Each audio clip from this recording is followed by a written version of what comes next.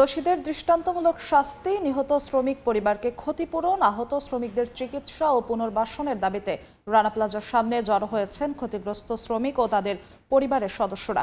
এই মুহূর্তে সাভারে রানা প্লাজার সামনে আছেন সহকর্মী সাইফুল ইসলাম। সরাসরি যাচ্ছি তার কাছে।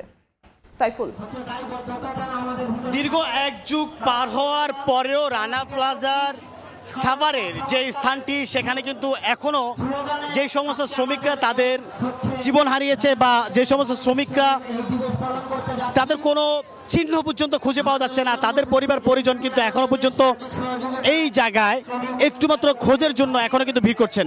অনেকে এসেছেন, তাদের যে পরিবার পরিজনের সদস্য যারা আছে তাদেরকে কিন্তু তাদের যে চিকিৎসা, যারা আহত হয়েছেন তাদের চিকিৎসা বাবদে বা তাদের যে খরচাদি, সেই খরচাদির টাকাও কিন্তু অনেকে জোগাড় করতে পারছেন না। সেই সুচিকিৎসা এবং খরচের টাকার প্রয়োজনে কিন্তু এখানে এসেছেন অনেকে। তাদের যে দাবি, সেই দাবিগুলো কিন্তু পূরণের জন্যই কিন্তু এখানে এসেছেন। তবে আমরা দেখতে পেয়েছি এখানে সকাল থেকে বিভিন্ন ধরনের শ্রমিকদের সংগঠন এবং শ্রমিকদের যে ফেডারেশন আছে তাদের নানান রকম দল, আনুমানিক 20 থেকে 25টি দল এখনো পর্যন্ত কিন্তু এখানে এসেছেন। তবে এর পাশাপাশি আরেকটু বলে থাকি যে কিছুক্ষণ আগেই আমরা দেখতে পেয়েছি যে শ্রম মন্ত্রণালয়ের শ্রম সচিব AHM শফিকুজ্জামানও এসেছে।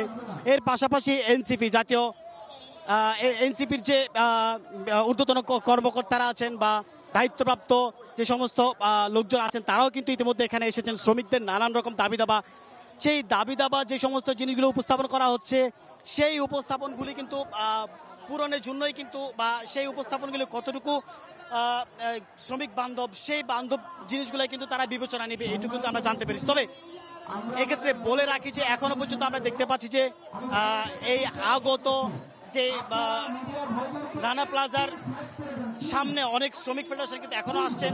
দিনব্যাপী কিন্তু এই প্রোগ্রাম চলবে, তবে কতক্ষণ পর্যন্ত চলে বা কি সিদ্ধান্ত আসে সেটা কিন্তু আমরা পরবর্তী জানাতে পারবো।